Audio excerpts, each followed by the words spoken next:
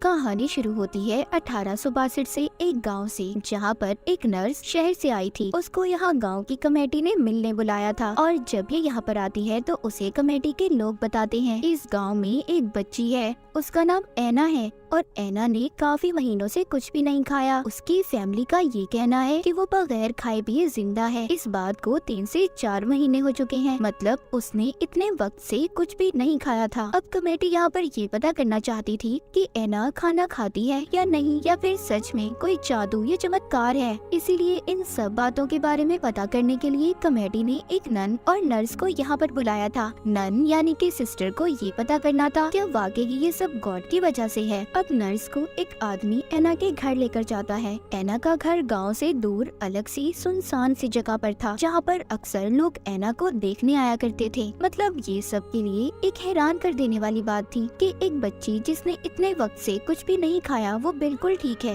Nurse जब ऐना को देखती है तो वो भी हैरान हो गई थी, क्योंकि ऐना देखने में बिल्कुल फिट लग रही थी। ऐना की फैमिली में उसके मॉम डैड और उसका एक भाई भी था, मगर उसके भाई की मौत हो चुकी थी। और इस बात का पता करने के लिए नर्स कब्रिस्तान भी जाती है, जहाँ पर उसके भाई की कब्र उसे मिल गई थी। नन और नर्स दोनों ये फैसला करती है कि 8 घंटे नर्स ड्यूटी देगी और 8 घंटे नन, क्योंकि 14 दिन के बाद उन्हें कमेटी को रिपोर्ट देनी थी कि ऐना खाना खाती है या नहीं, और इसी काम के लिए उन्हें यहाँ पर बुलाया गया था। नर्स जब ऐना पर नजर रखती थी तो वो बिल्कुल भी सोती नहीं थी, मगर उसके बावजूद उसे नहीं पता चला था कि ऐना को खाना कौन खिलाता है। लेकिन नर्स को इस बात पर पूरा यकीन था कि ऐना को कोई ना कोई तो है जो चुपके से उसे खाना खिलाता है, क्योंकि वो जानती थी कोई भी जादू नहीं है। उसने साइंस को पढ़ा था, वो जानती थी कि कुछ भी हो जाए पर इंसान खाए पिए बगैर जिंदा नहीं रह सकता। नर्स उसके पूरे कमरे की तलाशी भी लेती है, मगर उसको खाना कहीं से भी नहीं मिलता। साथ ही में वो ऐना की मॉम से भी बात करती है, जिससे उसे पता चलता है कि ऐना की मॉम को अपने बेटे की मौत का बहुत गम है। मगर ऐना की फैमिली बहुत सी चीजों पर यकीन रखती थी, मतलब हेल, जहन्नुम, हेवन, जन्नत, आत्मा, इन सब चीजों पर। एक दिन नर्स ऐना को अपने साथ वॉक पर लेकर जाती है। ये उसे बहुत ज्यादा वॉक करवाती है। ये टेस्ट कर रही थी कि शायद इतना ज्यादा चलने के बाद उसे भूख लग जाए, पर ऐसा कुछ भी नहीं होता। ऐना बस पानी पीती है और वो भी बहुत थोड़ा सा। इसी दौरान लोग भी उससे मिलने आ रहे थे, उसकी तस्वीरें भी ले रहे थे। जाहिर है ये सब के लिए हैरान कर देने वाली बात थी कि खाए पिए बगैर एक इंसान कैसे जिंदा है।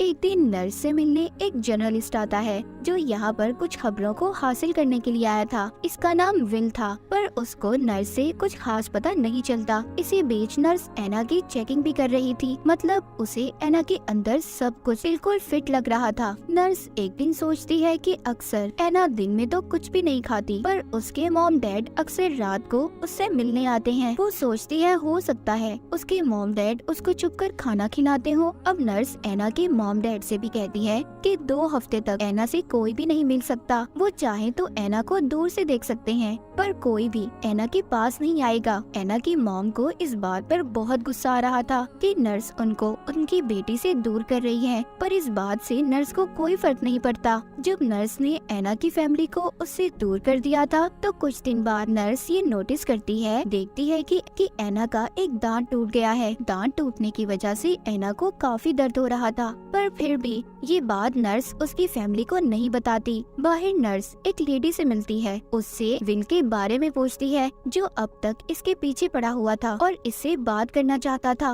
वो लेडी बताती है कि विल पहले इसी गांव में ही रहा करता था, मगर जब उसने पढ़ाई करनी थी तो गांव से शहर पढ़ने चला गया।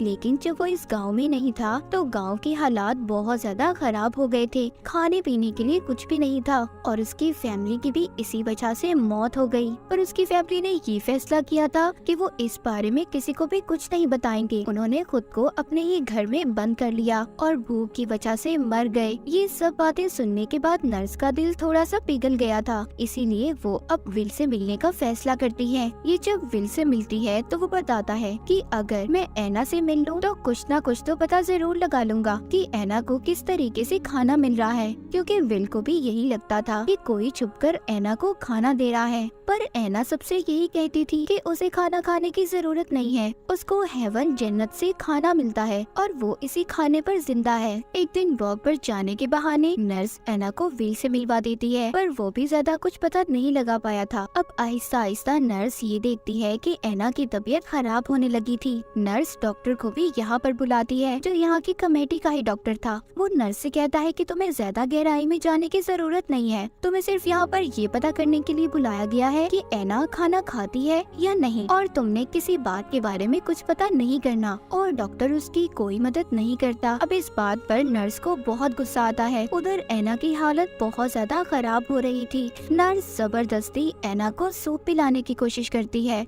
वो पाइप उसके मुंह में डाल देती है, पर एना वो भी नहीं पीती। कहती है कि आप मेरे साथ जबरदस्ती नहीं कर सकती। इसीलिए नर्स उससे सॉरी बोलती है। एक बार फिर बाहर नर्स जब एना को वॉक पर लेकर जाती है तो इनके साथ विल भी था। एना इन दोनों को एक कुएं के पास लेकर जाती है और कहती है कि ये एक पवित्र कुआं है। उसके पास एक पेड़ भी था जिसकी टहनियों पर लोगों ने धागे बांधे हुए थे। पर इसी कुएं के पास एना बेहोश हो गई थी। उसको सांस लेने में भी तकलीफ हो रही थी। नर्स ये बात समझ गई थी कि अगर सब ऐसा चलता रहा तो एना बहुत जल्दी मर जाएगी। एक दिन नर्स जब नाश्ता कर रही थी तो अचानक से उसके जहन में सोच आती है कि वो जल्दी से एना के घर जाती है। वो एना को कहती है, जब तुम्हारी मॉम तुमसे मिलने आती है तो वो तुम्हें अपने मुंह में चबाकर खाने को लाती है, जिससे उसे खाना मिलता है। पर उसकी मॉम ने उसे बताया था कि ये खाना हेवन से आया है। एना सिर्फ 11 साल की थी। उसे बचपन से ऐसी बातें सिखाई जा रही थी, इसीलिए उसने अपने दिमाग में इन बातों को बिठा रखा था। नर्स एना को समझाती है, जो तुम खाती हो वो फूड खाना है,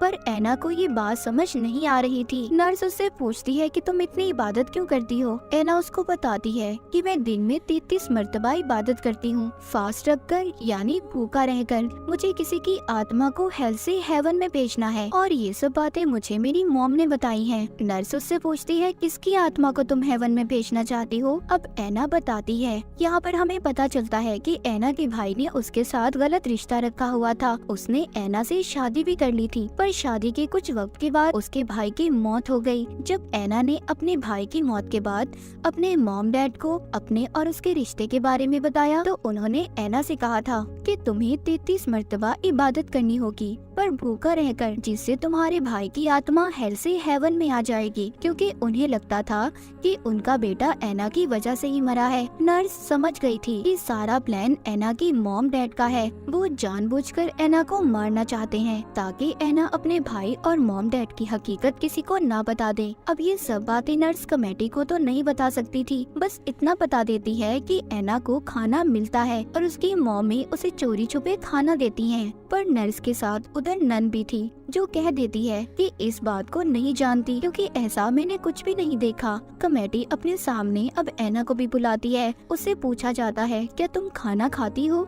एना सबसे यहाँ पर ये कह देती है कि मैं खाना खाती हूँ, पर मेरे लिए हेवन से खाना आता है। अब कुछ लोगों का ये मानना था कि एना खाना खा रही है, पर कुछ लोग इस बात को नहीं मानते। नर्स को जल्दी कुछ करना था, क्योंकि एना की हालत लगातार खराब हो रही थी। उसको सांस लेने की भी मुश्किल हो रही थी। इसीलिए नर्स विल के साथ मिलकर एक प्लान बनाती है। उसका प्लान ये था कि वो एना को अपने साथ लेकर जाएगी, मगर किडनैप अगवा करके, क्योंकि वो जान चुकी थी कि एना की फैमिली बिल्कुल अच्छी नहीं है और उन्हें एना की बिल्कुल भी जरूरत नहीं है। नर्स सभी गांव वालों से कहती है कि वो एना के लिए पूजा रख रही है, जिसमें गांव के सभी लोग आएंगे और एना नहीं आएगी क्योंकि वो बीमार है। जब सभी गांव वाले पूजा में मसरूफ थे तो नर्स एना के पास जाती है। उसको समझ आ गई थी कि एना ऐसे नहीं समझेगी, उसको उसकी मॉम की जुबान में ही समझाना होगा। नर्स उससे कहती है, देखो अब तुम मरने वाली हो, पर क्या पता गॉड तुम्हें नई जिंदगी दे दे, एक ऐसी जिंदगी तुम्हारे साथ कभी कुछ गलत नहीं हुआ। एना भी नर्स को हाँ बोल दिया था। वो कहती है, हाँ अगर मुझे नई जिंदगी मिली तो खुशी खुशी मैं उस नई जिंदगी को जीऊंगी।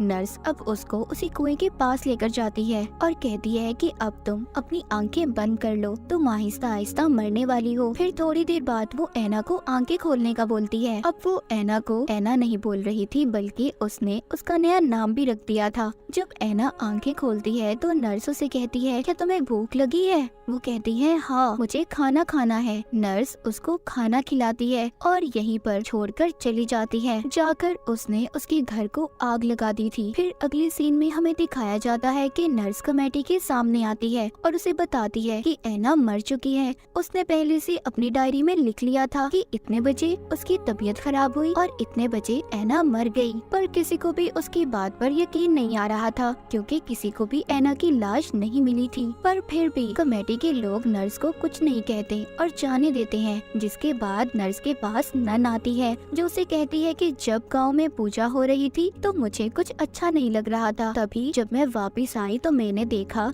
एक आदमी घोड़ा गाड़ी पर अपने साथ ऐना को ले जा रहा था। नर्स अब नन को सब कुछ बता देती है। नन उससे पूछती है, क्या अब वो बेहतर जगह पर है? नर्स कहती है, जी अब वो महफूज है और एक अच्छी जगह पर है। उसके बाद नर्स भी गांव छोड़कर चली गई थी। इस पूरे काम के लिए नर्स को पैसे दिए जाने थे, पर कमेटी ने उसे कोई पैसा नहीं दिया था, क्योंकि उन्हें अभी तक इस बात का पता नहीं चला था कि ऐना खाना खाती थी या नहीं, या फिर गॉड की तरफ से उसे खाना मिलता था। दरअसल कहानी में ये वो वक्त दिखाया गया है जब लोग ऐसी बातों पर बहुत यकीन रखते थे। जैसे कि कहा जाता है कि अगर काली बिल्ली आपके आगे से गुजर जाए तो आपके साथ अच्छा नहीं होगा। जैसे कि नंबर 13 नंबर को लोग अच्छा नहीं समझते थे। तो इन बातों पर यकीन मत करें, अपने ऊपर यकीन करें कि आप क्या कर रहे हैं और क्या कर सकते हैं, क्योंकि उस वक्त के लोग वो इन चीजों को ही सब कुछ मानते थे। नर्स ऐना को लेकर शहर में ले आई थी। विल भी इनके साथ था। ये सिडनी में आ गए थे अपनी नई पहचान के साथ। नर्स ने सबको ये नहीं बताया था कि ऐना के मॉम डैड और उसके भाई ने उसके साथ क्या क्या किया, बल्कि नर्स को सिर्फ ऐना की जान बचानी थी।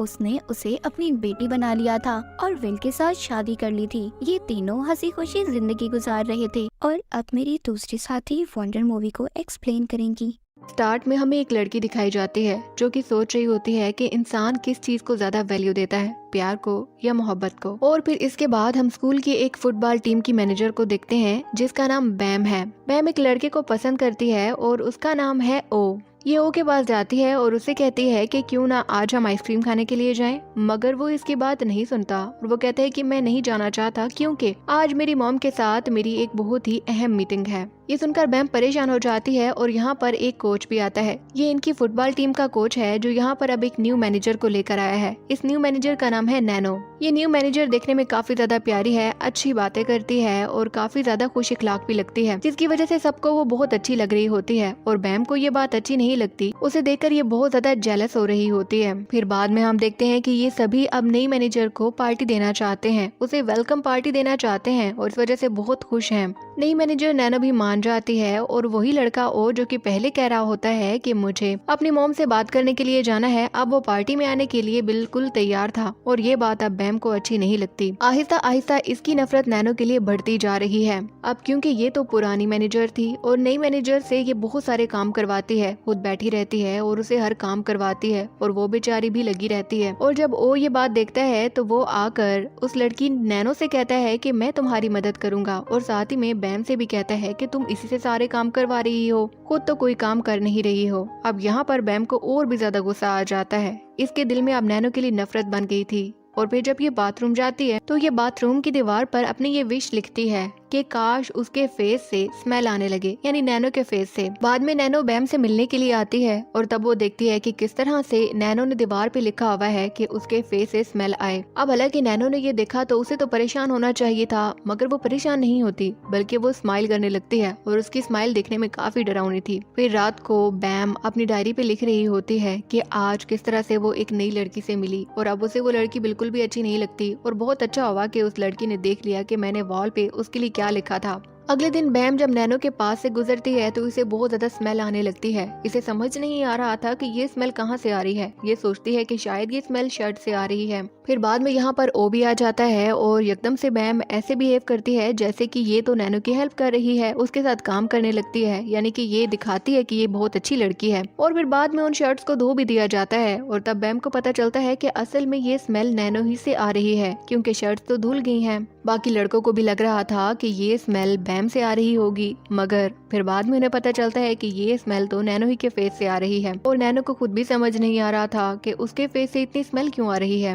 अब बैम को भी समझ आ गया था कि ये वॉल पे जो कुछ भी लिखती है वो सच हो जाता है, इसलिए दोबारा से ये वॉल के पास जाती है और वहाँ पर लिखती है कि ओ मुझे पसंद करने लगे। फिर अगले सीन में हम देखते हैं कि ये कोच के पास खड़ी हुई होती है कि तभी इन दोनों के पास एक बॉल आता है और ओ उस बॉल को बैम पर नहीं लगने देता। बैम को लगता है कि शायद उसका लिखा सच होने वाला है, मगर फिर ओ कहता है कि मैं तो कोच को बचाने के लिए आगे आया था, तुम्हें बचाने के लिए नहीं। अब बैम कहती है कि मतलब जो मैंने लिखा वो सच नहीं हुआ। फिर यहाँ पर एक और लड़का टैंग भी आता है जो कि आकर बैम से कहता है कि तुम्हें लगता है कि ओ तुम्हें पसंद करेगा या तुम्हारी हिफाजत करेगा, तुम्हारी हिफाजत करने से तो बेहतर है कि किसी डॉग की हिफाजत की जाए। ये बात बैम को बिल्कुल भी अच्छी नहीं लगती, इसे बहुत गुस्सा आता है और अगली दफा ये बाथरूम जब जाती है तो ये टैंक के बारे में गुस्से में वॉल पे लिख देती है कि टैंक एक डॉग है। फिर बाद में जब स्कूल के सभी स्टूडेंट फुटबॉल खेल रहे होते हैं तो तभी टैंक इस तरह से बिहेव करने लगता है जैसे कि वो डॉग हो। वो सब पे भौंक रहा था और बिल्कुल कुत्ते की तरह बन गया था। इसी वजह से एकदम से उसे पकड़कर एम्बुलेंस में लेकर जाया जाता है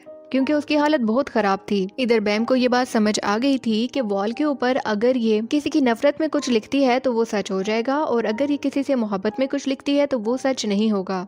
अब अपनी इसी बात को प्रूव करने के लिए ये इस बात का टेस्ट लेती है, यानी कि जब नैनो इसके सामने बैठी हुई होती है तो ये टेबल पर लिखती है कि नैनो एक डॉग है। इसको लगता है कि नैनो डॉग की तरह एक्ट करना स्टार्ट कर देगी, मगर ऐसा कुछ भी नहीं होता। यानी कि अगर ये चाहती है कि नैनो भी डॉग की तरह सब कुछ करे तो इसके लिए इसे बाथरूम की उसी वॉल पे लिखना होगा। उसी वॉल में वो मैजिक है, इसलिए ये बाथरूम जाती है और उस वॉल पे लिखने ही वाली होती है कि तभी इसे बाहर से आवाजें आती है। ये देखती है कि कुछ लड़कियां एक लड़की को बुली कर रही हैं, वो उसे बहुत ज्यादा तंग कर रही हैं और वो लड़की काफी परेशान है।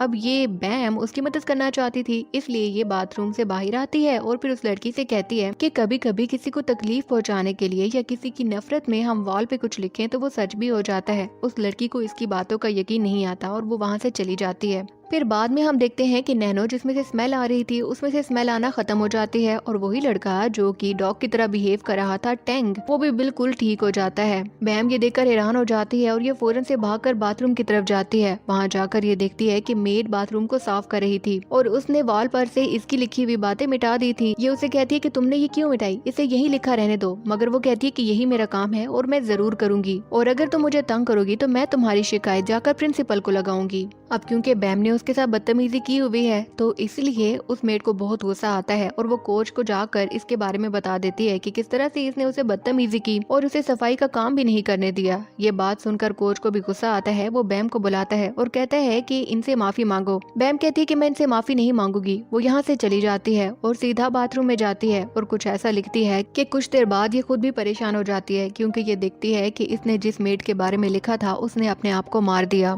इसके बाद इसके पास वो लड़की भी आती है जिसे कि बुली किया जा रहा था और वो अब इसकी बातों का यकीन कर रही थी। बाद में हम देखते हैं कि नैनो रो रही होती है और रो कर बैम से पूछ रही होती है कि मेड ने अपने आप को क्यों मार दिया, वो तो काफी अच्छी इंसान थी। नैनो की बातें सुनकर अब बैम को भी बुरा लग रहा था। इसे अपनी गलती का एहसास हो गया था। इसने वॉल पे खुद लिखा था कि वो मेड अपने आप को खुद ही मार दे अपना गला दबाकर, और अब क्योंकि इसे अपनी गलती का एहसास हुआ था ये फौरन से बाथरूम जाती है और वहाँ जाकर अपने लिखे हुए अल्फाज मिटाने लगती है। उन्हें मिटाकर जैसे ही ये बाहर आती है तो ये कुछ लड़कियों से सुनती है जो कि बातें कर रही थी कि वो मेड जो कि मर गई थी वो एकदम से जिंदा हो गई है और बिल्कुल ठीक है, ऐसे जैसे उसे तो कुछ हुआ ही नहीं था। फिर बाद में बैम नैनो को देखती है और ओ को देखती है जो कि दोनों एक साथ बैठे हुए होते हैं और काफी अच्छे दोस्त बन गए हैं। ये फिर जेलस हो जाती है और वही नैनो जो कि खुश होकर बातें कर रही थी एकदम से अपने मुंह को छुपाकर भागने लगती है। उसके फेस पर बहुत सारे पिंपल बन चुके थे और समझ आ रहा था कि वो सिर्फ और सिर्फ बैम ही की वजह से बने हैं। इसी ने उस वॉल पे उसके बारे में ये लिखा होगा और इसे अपनी गलतियों का बिल्कुल भी एहसास नहीं है। फिर आधी रात को बैम जागती है तो देखती है उसके सामने वो मेड और नैनो बैठी हुई होती है और नैनो बार बार इसे पूछ रही होती है कि तुमने मेड को मारने वाली बात क्यों लिखी, तुमने उसके साथ ऐसा क्यों किया। वो बार बार इससे पूछ रही होती है और तभी बैम की आंखें खुल जाती हैं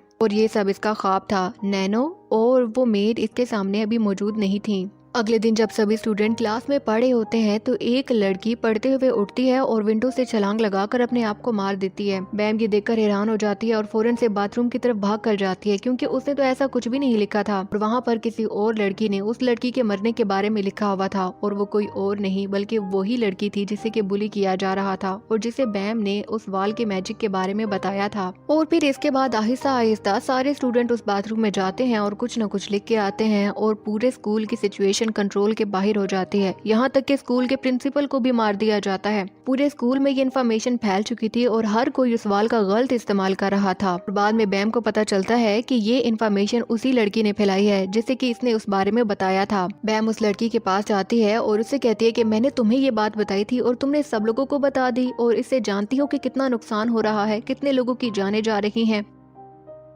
इस पर वो लड़की कहती है कि मैंने जो किया अच्छा किया, जो कोई गलत काम करेगा उसे उसकी सजा तो मिलनी चाहिए। फिर बैम बाथरूम में जाती है और वहां जाकर देखती है कि बहुत सारी बातें लिखी हुई हैं। हर कोई कुछ न कुछ लिखने के लिए आ रहा है और उनमें से एक लाइन तो ओ के लिए भी लिखी हुई थी। ये देखकर ये परेशान हो जाती है और फौरन से ओ के पास जाकर उसे कहती है कि खेलना बंद करो और घर चले जाओ, तुम यहाँ पर अभी सेफ नहीं हो। मगर वो इसकी बात नहीं सुनता। ये बार बार उसे मनाने की कोशिश करती है और इसी सब में उसको गिरा देती है। और जब वो गिरता है और जख्मी हो जाता है, मगर तभी बैम को वहाँ पर एक पेन मिलता है।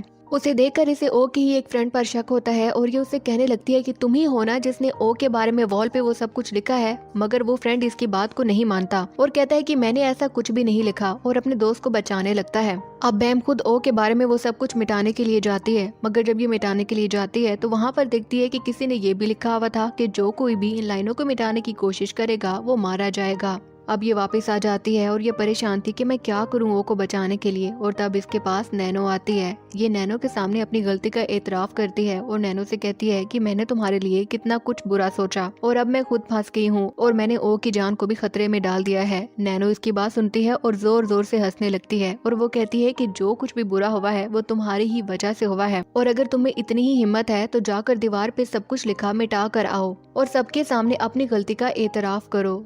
इस पर बैम कहती है कि मैं ये सब कुछ कर सकती हूँ। वो भागकर बाथरूम की तरफ जाती है, मगर पीछे से नैनो जोर जोर से सबको ये बता देती है कि बैम बाथरूम में सब कुछ लिखा हुआ जो भी है उसे मिटाने के लिए जा रही है। और फिर हम देखते हैं कि स्कूल के वही स्टूडेंट जिन्होंने वो सब कुछ लिखा हुआ था वो बैम के पीछे बाथरूम जाते हैं। अब बैम बाथरूम में होती है और उन सब लफ्जों को मिटाने की कोशिश कर रही होती है, जबकि बाकी सभी स्टूडेंट बाहर से दरवाजे को खटखटा रहे होते हैं। वो बहुत शोर मचा रहे होते हैं। बैम उनसे तंग आकर दीवार पे कुछ लिखती है और इसके बाद दरवाजा खोलती है तो बाहर कोई भी नहीं था। यहाँ तक कि पूरे स्कूल में उसे कोई भी नजर नहीं आ रहा था सिवाय नैनो के।